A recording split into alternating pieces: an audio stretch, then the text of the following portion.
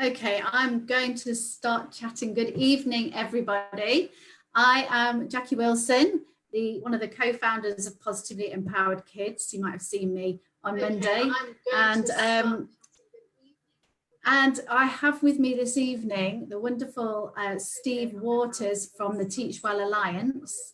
And I also have David Grumble from the Resilience Project. And they're two people I know very well because we have collaborated on a project which we will talk to you about later on today. We are all passionate about well-being in the education system. And our talk today is about teacher or child, what comes first. So David, what's your thoughts on this? Well, my thoughts are that I quite like taking people on a journey from the known to the unknown. So you kind of understand the chicken and egg scenario, and everyone's got an opinion around that. And where do you start on that debate, I guess? But lots of the media would have us to believe that if we've got to start with the kids. And although I think the kids are really important, obviously I'm an educator of 26 years experience, but if we don't get the teachers right, then they won't be there for the kids and encouraging those children to support them through difficult times during COVID and before COVID times. It was just as difficult, and after COVID times it's still going to be important to look after ourselves as teachers in order to be able to look after the young people in our care. And so I just think that's kind of a challenging notion for us to kind of explore tonight. What do you think, Steve? Yeah, I very much agree. That's the work that I do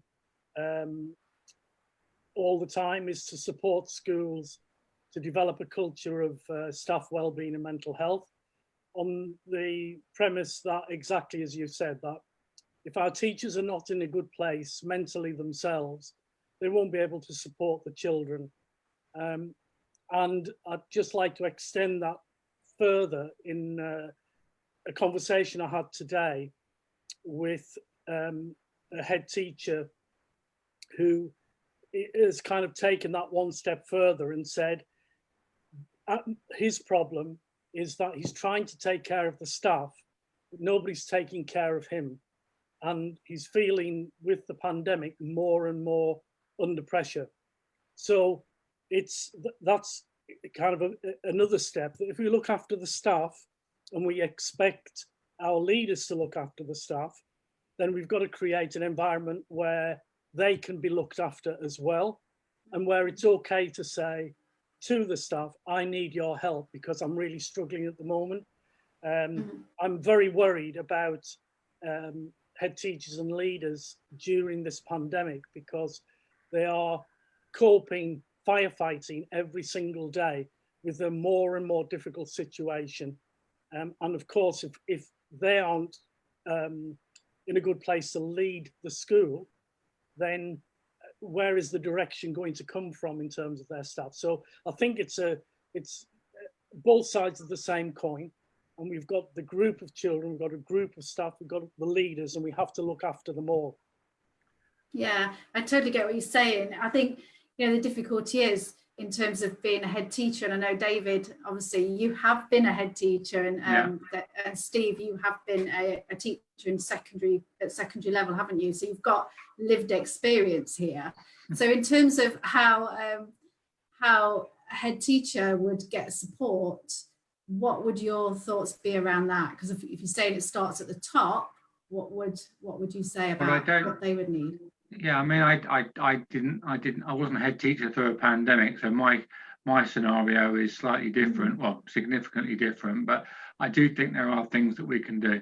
I do think that recognizing that we're human beings in a changeable world has to be recognized, and that we can't just forget and not acknowledge the impact that this is having on all of us, including head teachers. And if you're under pressure, and if the staff are under pressure, which clearly they are, then that's got to be mitigated.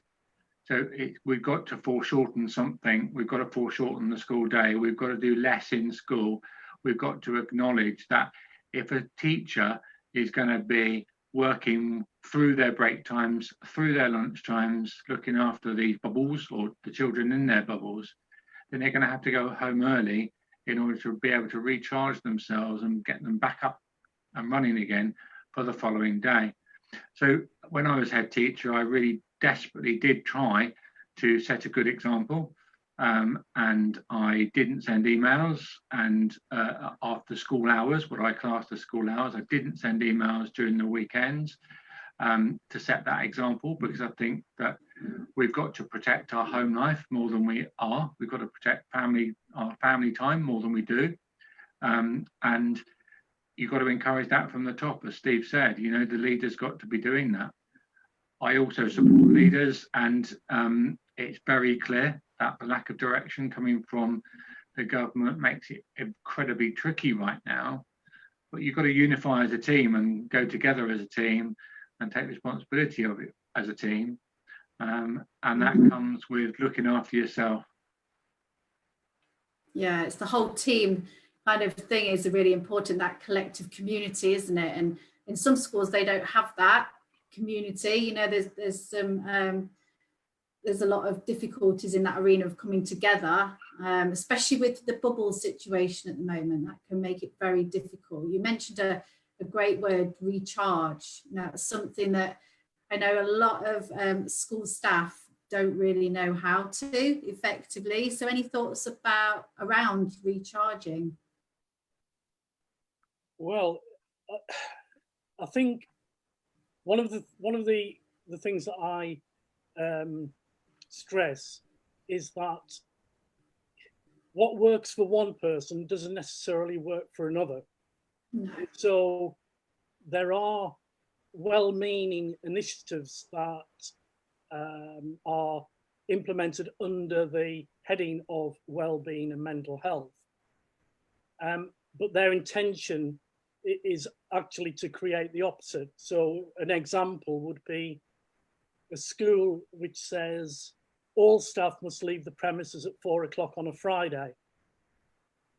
And there will be staff who will say, that doesn't suit my working pattern, because what I like to do is to stay behind on a Friday and plan the week, or at least the first couple of days of the week. And then when I've cleared my desk, I can go home, I can relax with the family, I can be with my kids without worrying about Monday morning. So that any initiative that is supportive of the staff has to have flexibility in it. So rather than saying everybody must leave the premises at 4 o'clock, you simply rephrase that to say, I don't expect anybody to stay behind after 4 o'clock, but if that suits your way of working, then of course, please continue to do it. And so I think where I'm just kind of thinking about potentially who might be watching this or listening to it. And I can hear a voice saying, what about schools where the environment is toxic, where there's huge high stakes accountability? And so there are some schools, for example, during this pandemic that are continuing to observe teachers, that are continuing to have learning walks, that are continuing to have appraisals, as if nothing was happening and the pandemic was just an inconvenience. And we, unfortunately, there are some leaders who pass their level of stress onto the staff.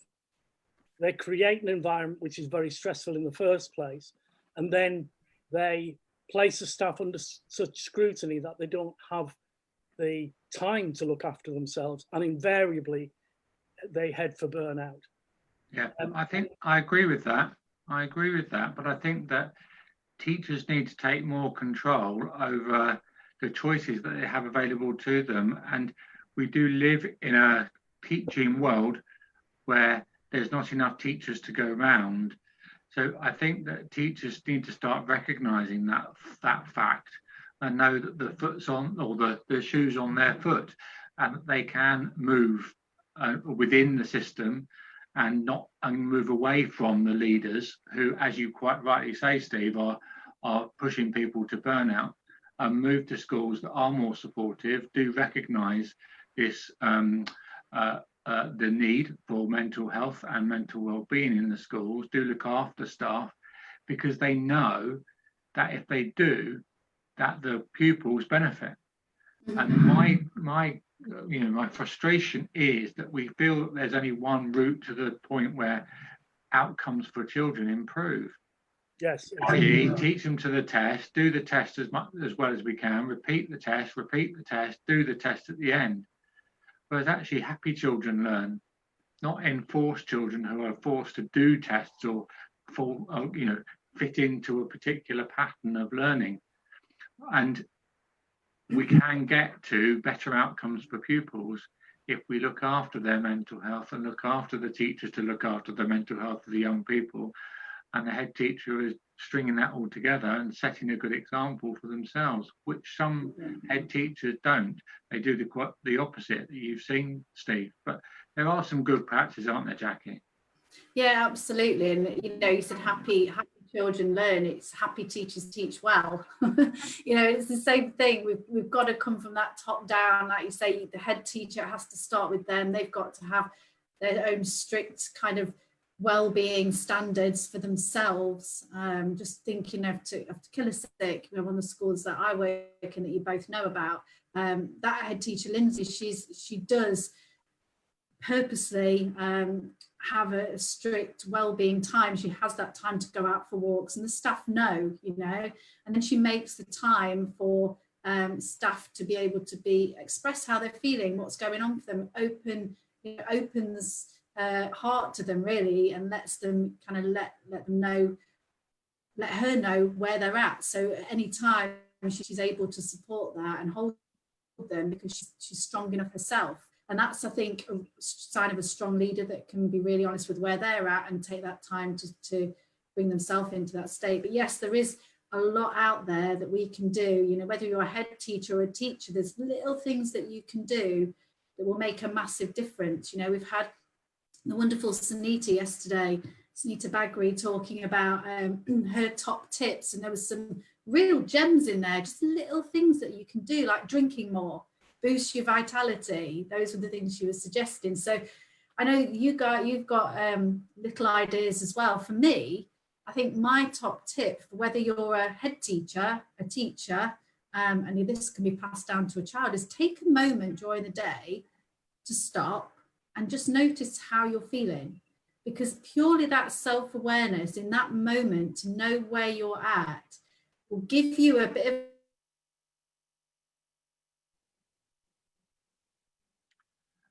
I think Jackie's frozen out. What would your top tip be, Steve? I think, my top tip would be that when you are teaching, there is so much going on that when you set foot through that door at the beginning of the day, you can kind of switch up to almost a hyper activity mode, where everything's happening very fast. You're moving quickly to the next class. Everything that you're doing has to be done now, and it actually doesn't. Somebody once gave me a tip and said, when somebody, for example, when you're in the classroom and somebody does something that you need to respond to, a behavior issue, for example, do you need to respond right then and right now? The only time when you do is when somebody else is at risk of physical harm. Yeah. So what you tend to do, because you're in this hyper mode, is react very quickly to that behavior incident. But if you just stopped and waited even 10 seconds, then that puts you in a different frame of mind to deal with it. Because if you respond quickly, you probably aren't going to respond in the best way. Then you get a response back. Then you're in this, you said, I said mode. And then eventually you lose your temper and then throw the kid out. and maybe the kid needs to be taken out, but not necessarily. So, and also kids know that if they can press your buttons and get a reaction from you, then this is going to be entertaining for the next few minutes, and it means they're not going to be able to get on with the work, which is great for them. Absolutely. But not good for you. So yeah, and I think the other thing that's really important, and this comes out of Jonathan Glassard's research, is that we can't disguise how we are emotionally feeling. There is a view that if you're kind of stressed as a teacher, you can just put a smile on your face and go through the classroom door and then just carry on. Even young kids, very young kids, 4, 5, 6, when you walk through that door, they can tell within 10 seconds whether you're in a good mood, a bad mood, whether you're stressed, whether you're anxious, whether you're upset. And that creates a reaction in them. It can actually create a very positive reaction in one way, but which puts them under stress. So they might want to do better for you as a teacher to make you feel better. They might want to do their best work rather than handing something that they're not proud of. However, while that might be good in one sense, it puts them under their own pressure because they're now worried about their teacher, and then they worry about what they're doing in the classroom and whether that's affecting their teacher, particularly in primary schools where they've got this relationship with one teacher for the most of the day. I agree with the immediacy of reaction, and that can be very emotive reaction when we're doing that. And I think we do live in a fast forward education culture, and everything's happening really, really, really, really fast. So I absolutely agree with you, Steve, that really does happen. But I want people to put the self in front of compassion and not feel guilty when they do that. Of course. Because we claim that we're we claim that we're a compassionate profession, and we are. But actually that compassion has got to come to us too. And we've got to stop feeling guilty for that. But we've also got to stop ourselves from allowing intrusions into that. So notifications of emails and text messages and WhatsApp groups that interrupt those moments when we're going for a walk. So we're not being topped up enough. We'll stop feeling guilty so we can't go out and do something, with friends or with loved ones. That we should be able to do that and not feel guilty, to allow that top up to really go down and through, so that when we go into school the following day, we've either got something to talk about or we've just got fun on our face because we're actually feeling great because we've had a good time. And that's when we go into a classroom and we don't just be a robot. We're just not delivering a PowerPoint, because most people can do that. But when you're engaging a group of children, that takes energy. And if you don't put energy into yourself, you're not going to have enough to keep going. I like the analogy or the metaphor of a chocolate fountain. And you can take that literally, that you've got to top yourself up with chocolate to have enough to cascade down to the bottom layers. But metaphorically, that chocolate can be, if you don't top yourself up, you don't have enough to cascade down. And those bottom tiers, those disaffected learners, those children that don't want to be there or don't like that particular subject, you've got to work hard to bring them on board. And therefore, you really do need quite a lot of chocolate, metaphorical or not, to get down to those lower layers. So that's my top tip: eat more chocolate. That's brilliant, and that just reminds me. I'd love to ask you both just to share a little bit about what you do, because I'm sure that that metaphor is in one of your books, David. David is author of, is it 3 or 4 books now? So please tell us, both of you, about what you do and how you support teachers and children. Well, I run the Resilience Project, which is my baby, which is promoting mental health and resilience in early career teachers to begin with. But then it soon spun out to, can I do staff meetings, inset days and coaching? So it's kind of spun off in that direction. You're right, you're accurate as you are now in terms of it being 3 books. So two for teachers and 1 that's just been released for children. So the Amazing A to Z for children is going back to our original question. I do care about children hugely, and I do think that we need to manage children and their well-being as well. There's a double edge of I'm looking after the teacher, but I'm also looking after the child. And then I've just finished the new one. So during lockdown, I got my head down, and I'm free in the adult series, which is around prioritization and to-do lists and managing this in order to get yourself more productive so you can get going during the school week.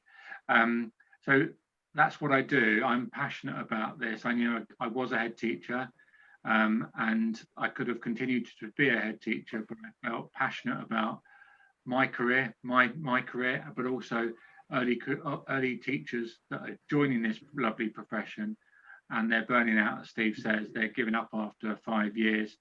So 30% burnout rate in the first 5 years of teaching. I can't just sit back and let that happen, because I believe that there's a quick fix, and that's put the self back in compassion and not feel guilty about that. Look after yourself so that you know that you're going to have the energy required to enjoy being in school the following day. Read relationships well, read people well, because the kids are going to read you. So you might as well read them as well.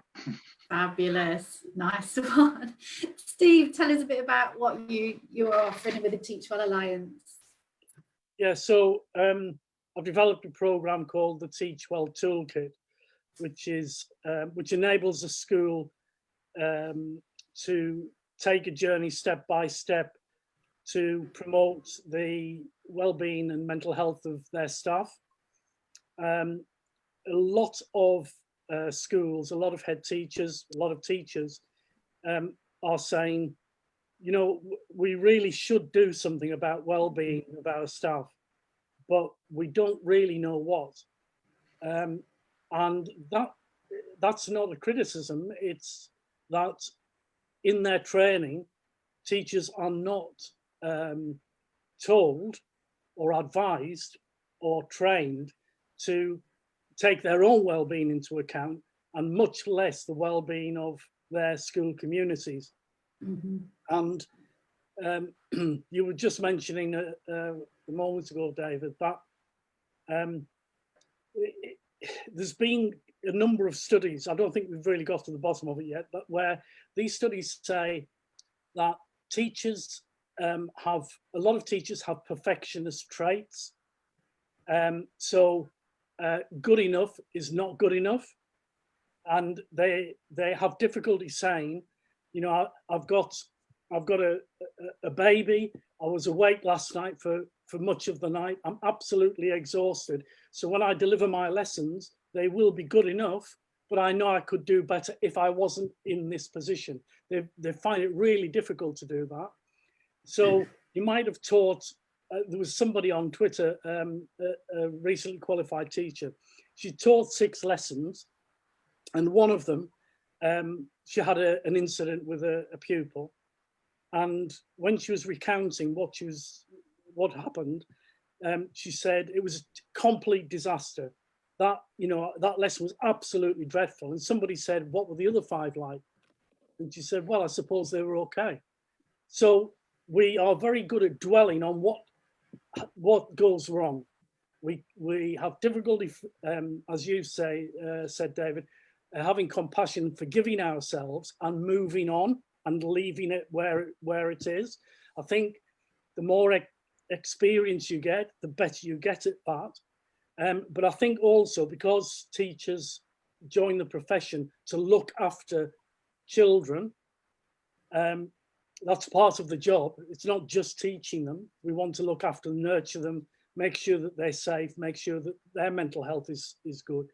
It's kind of, we offer ourselves to the children. The problem is that if we do that too much, we have nothing left to give anyone. We just give it all out. It's not coming back. As you said earlier, David, we're not recharging ourselves. And eventually we have to stop and we have to take time off because we're so burnt out trying to do a job that we love. And it's a very difficult balance that we want teachers to be to look after our children. Of course we do. I would expect that of, the 4 children I've got. I would expect that of any teacher teaching them. But at the same time, we've got to be more forgiving of ourselves and be prepared to do just enough, a good enough job.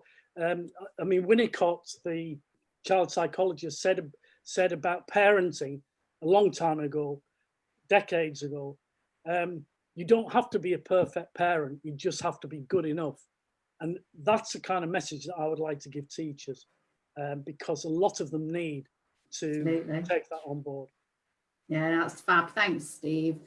So that's kind of bringing us to a kind of conclusion point where we've kind of said it, that teachers and head teachers, leaders need to come first. So that leads us into our conference that we were going to have as a live conference this year. We had a in-person conference last year for our first one, which was amazing. This year, we've decided to do it slightly differently because of what's happening in schools at the moment. We decided we're going to just make it available to everyone for free, so that every single person in the school, whether you're a head teacher, part of the senior leadership team, whether you're a teacher or a support teacher, there are TAs out there, and I think we've probably got a couple watching, and there will be more, that we've got to support these support staff.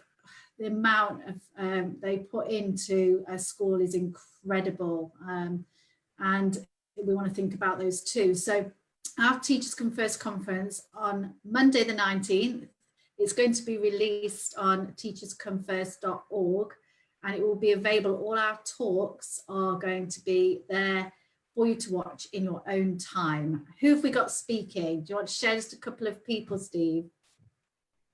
Yes, so I invited a head teacher called Dee Conlon, who is head teacher of Sir Frederick Gibbard School. It's a new school over the past year, which sounds great, as she says in the talk. But over the past year, the staff have been teaching in huts while the school is being built. So she's got 2-year groups in that school. And I know her talk will be great because her staff voted her to be head teacher of the year, which is an award I run every year. And there were 4 or 5 different applications all saying the same thing, that she looks after the staff, she puts the staff well-being as a really high priority, and the staff love teaching there as a result. And because she's head teacher of a new school, then she is going to create a strong foundation of staff well-being right from the start. So she's building her own kind of structure around that. Brilliant. No, that's great. And then there's obviously us 3 speaking. We've got a headline speaker, haven't we, David? Do you want to tell everybody about it? Yeah, we've got the amazing Jonathan Glazard, and that's really exciting for me because he's out there, he's at the forefront of educational research around this area and many other areas. And he's really kind of getting that quantitative data that we need, because people think that this is a soft art and that it doesn't have value because it's not quantitative. Well, Jonathan is really pushing out there and going, actually, you can quantify it. And as a professor, clearly, he has the kudos of and ability to put that research out there. So we're really lucky to have him on board, and we're really lucky to have that data coming into this conference. And it really kind of builds a frame around which we can all build. And then I'm really excited about Nick Owen coming on board and presenting some ideas about positive Pixie. So I think that's going to make its first appearance, but a little bit of authenticity really around a primary school teacher who's been there, done that, got the t-shirt, just to hear it from the ground, because sometimes people can criticize, consultants, but they're not there, they're not doing it. So it's easy to say from that perspective, but Nick Owen is in there doing it. So I'm really looking forward to hearing her too. Yeah, no, that's great. And there's one more, isn't there, Steve, that you've interviewed Jeremy Hannay from Three Bridges Primary, haven't you? And he's not able to be with us because he's doing his PhD, is that right? Yeah. But we have got somebody else.